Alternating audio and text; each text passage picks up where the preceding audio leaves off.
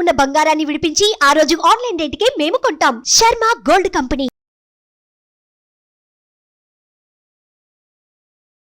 నమస్తే సురేష్ గారు. నమస్కారం అండి ఉషా గారు. 2024 మార్చి నెలకు సంబంధించి ప్రతి ఒక్కరు ఈ నెల మాకు ఏ విధంగా ఉండబోతుందని అడుగుతూ ఉంటుంటారు. కాబట్టి మకర రాశి వరకు మనం చూసుకున్నట్టయితే మార్చి మాసాంతం అసలు ఏ విధంగా ఉండబోతుంది అంటారు?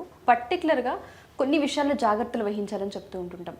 ప్రయాణాలు కావచ్చు, ఫినాన్షియల్ మ్యాటర్స్ కావచ్చు, లేదా ఎవరైతే వివాహ సంబంధాలకు అప్రోచ్ అవుతున్నారో వాళ్ళు కావచ్చు, ఏ విషయాల్లో జాగ్రత్తలు వహించాల్సిన అవసరం ఉంటుంది అంటారు? ఒక రకంగా చెప్పాలంటే మీరు అడిగిన క్వశ్చన్కి వన్ వర్డ్ ఆన్సర్ అంటే ఈ మంత్ అంతా మకర రాశిలోకి చాలా బాగుంది. డీటెయిల్స్ కనుక చూసుకుంటే ఎలా బాగుంది అనేది మనకు ఈ మకర రాశి వరకు మనకు జనరల్గా తెలుసు. ఉత్తరాషాఢ 2, 3, 4 పాదాలు, తర్వాత మనకి శ్రవణం వచ్చేటప్పుడు 1, 2, 3, 4 పాదాలు, ధనిష్ట 1, 2, 4 పాదాలు, 1, 2 పాదాలు వచ్చేటప్పుడు మకర రాశి కింద మనకు వస్తాయి అనమాట. మనకి పేరు బలంగా కనుక చూసుకుంటే ఏమని వస్తుంది? జో, జా, జీ, జూ, జే, జో, ఖా, గా, గి, ఈ లెటర్స్తో మోరార్లెస్ ఈ సౌండ్తో ఉన్న వాళ్ళు పేర్లు కూడా మకర రాశి కింద వస్తాయని మనం చెప్పుకోవాలి. సో వీళ్ళకి వచ్చేటప్పటికి మకర రాశి వాళ్ళకి మనం స్ట్రైట్ ఫార్వర్డ్గా మనం సింప్లిఫైగా చేసి చెప్పుకోగలిగితే వాళ్ళకి ఈ మార్చి మంత్ వండర్ఫుల్గా ఉంటుందని చెప్పుకోవాలన్నమాట. తర్వాత ఏ విధంగా వండర్ఫుల్గా అంటే వాళ్ళు పర్సనాలిటీ డెవలప్మెంట్ గురించి ఎక్కువ ఫోకస్ చేస్తూ ఉంటారు. లాస్ట్ మంత్లో వాళ్ళు అటు ఇటు ట్రావెల్ చేయడం వల్ల, హెక్టిక్గా ఉండటం వల్ల అయితేనేమి వాళ్ళ పర్సనాలిటీ డెవలప్మెంట్ గురించి కానివ్వండి, తర్వాత వచ్చేటప్పటికి వాళ్ళు నెగ్లెక్ట్ చేస్తూ ఉండొచ్చు. కానీ ఈ మంత్లో వచ్చేటప్పటికి వాళ్ళు కేర్ తీసుకునే టైం వాళ్ళకి వచ్చేసిందండి. తర్వాత రిలీజియస్కి సంబంధించి చాలా మంచి మంచి పనులు చేస్తూ ఉంటారు. మనకి ఇదే కోఇన్సిడెన్స్ కూడా అండి. మనకి ఇప్పుడు వచ్చేటప్పటికి మాఘమాసం కూడా నడుస్తూ ఉంది, పెళ్లిళ్ళు, గృహప్రవేశాలు జరుగుతూ ఉంటాయి. ఇలాంటి ఫంక్షన్స్ కానీ వీళ్ళు బాగా ఎక్కువగా యాక్టివ్గా అటెండ్ అయ్యి ఉంటారు అనమాట. పిలిగ్రిమేజెస్ ఎక్కడికైనా తీర్థయాత్రలు వెళ్ళినా కానీ అది బాగా సక్సెస్ఫుల్ అయ్యి హ్యాపీగా ఉంటుందన్నమాట. తర్వాత లవ్ రిలేషన్షిప్ కనుక చూసుకుంటే కనుక అది కూడా చాలా ప్లీజెంట్ ఎక్స్పీరియన్స్గా ఉంటుంది. సో ఒక 2-3 మినిట్స్లో వాళ్ళకి సమ్మరీ అంతా చెప్పుకుంటే మంత్ అంతా బాగుంది అని చెప్పుకోవాలన్నమాట. ఇంకొచ్చేటప్పటికి మనం ఇంకొంచెం కెరీర్ వైజ్ కనుక చూసుకుంటే కెరీర్లో ఎలా ఉంటుందంటే వీళ్ళకి 10th హౌస్కి జూపిటర్ ఆస్పెక్ట్ ఉండడంతో కెరియర్లో వీళ్ళకి చాలా మంచి అప్రిషియేషన్ వస్తుంది. ఎలాంటి లాస్ట్ మంత్లో ఏమైనా ప్రాబ్లమ్స్ ఉన్నా కానీ అవన్నీ ఓవర్కమ్ అయ్యి చాలా స్మూత్గా వెళ్తూ ఉంటారు అనమాట. ఒక స్టేబుల్గా ఒక ప్రాఫిట్ వచ్చే విధానంగా వాళ్ళ జాబ్ అనేది ఉంటుంది అనమాట. ఒక పొజిషన్లో ఒక గ్రోత్ కానివ్వండి, ఒక హైక్, ఒక షిఫ్ట్ వచ్చేసి ముందుకు వెళ్తారని చెప్పుకోవాలి. తర్వాత బిజినెస్ పరంగా కనుక చూసుకుంటే ప్రాఫిట్స్ నిలకడగా వచ్చేసి చాలా బాగుంటుంది. సో ఓవరాల్గా కెరీర్ వైజ్గా చాలా బాగుంటుంది. ఒక స్టెబిలిటీ, ఒక గ్రోత్ అనేది ఉంటుంది. నెక్స్ట్ మనకి ఫైనాన్స్, ధనానికి సంబంధించి కనుక మనం కనుక చూసుకుంటే ఎలా ఉంటుందంటే ఎకనామిక్ పాయింట్ ఆఫ్ వ్యూలో చాలా బాగుంటుందండి. వాళ్ళకి ఆర్థికంగా చాలా బాగుంటుంది. ఎందుకంటే వాళ్ళకి సూర్యుడు, మెర్క్యూరీ, శాటర్న్, మనకి సూర్యుడు, బుధుడు, శని వచ్చేటప్పుడు 2nd హౌస్లో ఉండటం వల్ల ఆ స్థానానికి బలం పెరగటం వల్ల ఏమవుతుందంటేనండి మల్టీ సోర్స్ ఇన్కమ్, బహువిధాలుగా వాళ్ళకి ఆదాయం వచ్చే అవకాశం ఎక్కువ ఉందన్నమాట. ధనాన్ని కూడాను రైట్ వేలో ఖర్చు పెట్టకుండా బ్యాంక్ బ్యాలెన్స్లో వాటిలో ఎక్కువగా వాళ్ళు ఏమంటారు సేవింగ్ మీద, ఇన్వెస్ట్మెంట్ మీద, తర్వాత సేవింగ్స్ మీద ఎక్కువ ఫోకస్ పెడతారని చెప్పాలన్నమాట. తర్వాత ఏదైనా కనుక అమ్మి కొని కనుక బయ్యింగ్ అండ్ సెల్లింగ్ డీల్స్ చేసినా కానీ వాళ్ళలో ఫైనాన్షియల్గా బెనిఫిట్ వచ్చే మంత్ ఈ మార్చి మంత్ అని చెప్పాలి. తర్వాత హెల్త్ కనుక చెప్పుకుంటే హెల్త్ యావరేజ్గా ఉంటుంది, అంటే మోడరేట్గా ఉంటుంది. అందుకని చెప్పేసి లాస్ట్ మంత్ మీరు బిజీగా ఉండి మిమ్మల్ని మీరు నెగ్లెక్ట్ చేసుకోవటం వల్ల అయితే ఈ మంత్ కనుక మీరు ప్రాపర్గా షెడ్యూల్గా ఒక యోగా కానివ్వండి, మెడిటేషన్ కానివ్వండి, వాటి మీద ఫోకస్ చేస్తే హెల్త్ అనేది మీ కంట్రోల్లో ఉంటుంది. సో ఫస్ట్ హాఫ్ మంత్ కొంచెం ఫేవరబుల్గా ఉంటుంది, సెకండ్ హాఫ్ వచ్చేటప్పుడు ఇంకా బాగా ఫేవరబుల్గా ఉంటుంది అని చెప్పుకోవాలన్నమాట. తర్వాత వచ్చేటప్పుడు మన రిలేషన్షిప్స్ కనుక చూస్తే లవ్ కానివ్వండి, మ్యారేజ్ కానివ్వండి, ఒక హార్మోనియస్ రిలేషన్షిప్ ఉండి చాలా బాగుంటుంది అనమాట. పార్ట్నర్స్తో ఒక మంచి అండర్స్టాండింగ్తో ఉంటారు మీరు.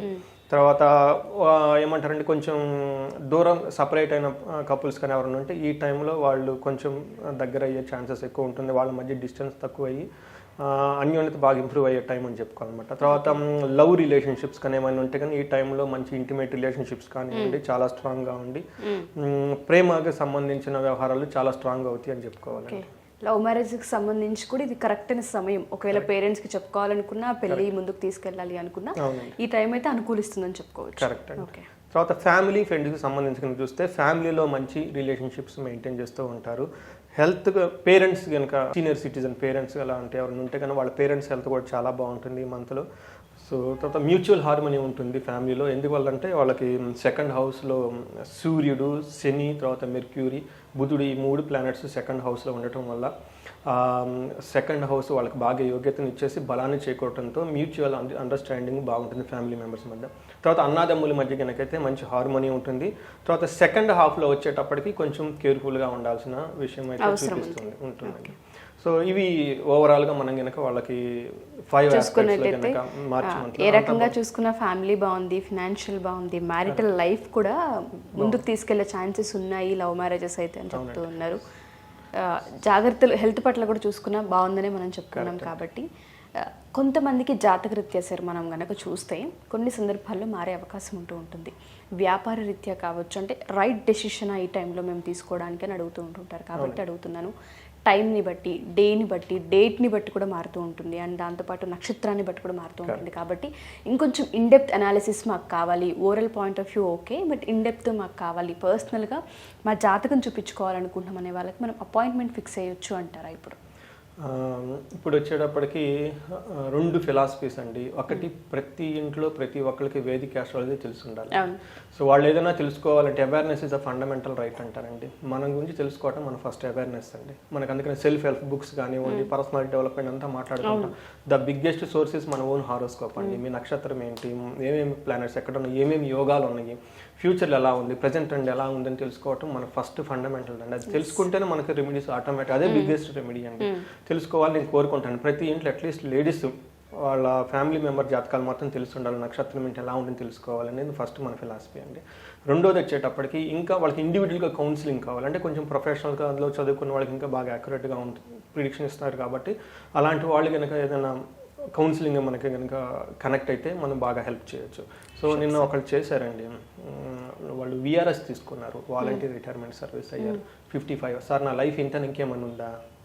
నేను చెప్పాను, ఏమండి లాస్ట్ 6 months మీ టైం బాగాలేదు, వచ్చే 1 year వరకు మీకు టైం బాగుండదు, కానీ ఆ తర్వాత మీకు రాజాయోగం ఉందండి, 56, 57లో మీరు వదిలేసేది కాదని మీరు లైఫ్ వచ్చేస్తుంది అని చెప్పి చాలా హ్యాపీ ఫీల్ అయ్యారండి.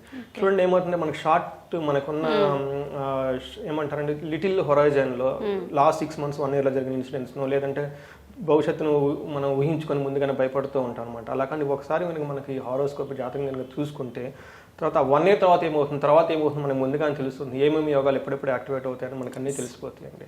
సో నేను ప్రతి ఒక్కళ్ళకి ఇండివిజువల్గా వాళ్ళ భర్త హారోస్కోప్ కంపల్సరీ తెలుసుకోవాలి. అట్లీస్ట్ ఇయర్లీ వన్స్ ఒక ప్రొఫెషనల్ చేత దాన్ని రీడ్ చేయించుకొని చేసుకుంటే చాలా బాగుంటుందని లైఫ్ నేను చెప్తానండి. Sure sir, thank you sir, thank you so much. Thank you అండి.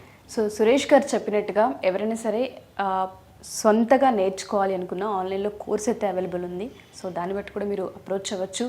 లేదా జాతక రీత్యా మేము ఒకసారి మా జాతకం చెప్పించుకోవాలనుకుంటున్నాము, మేము కొన్ని డెసిషన్స్ పైన క్లారిటీ లేదు, బిజినెస్ పట్ల కావచ్చు, మ్యారిటల్ లైఫ్ పట్ల కావచ్చు, లేదంటే మ్యారేజ్కి సంబంధించి కావచ్చు, సంతానానికి సంబంధించి కావచ్చు, ఇలా రకరకాల సమస్యలు మనం ఫేస్ చేస్తూ ఉంటాం రెగ్యులర్గా. అలా సమస్యకి పరిష్కారం దిశగా మీరు కనుక జాతక రీత్యా ఏదైనా వెసులుబాటు ఉంటే మేము పరిహారం చేయించుకోగలం అనుకున్నా సురేష్ గారు అవైలబుల్గా ఉంటారు.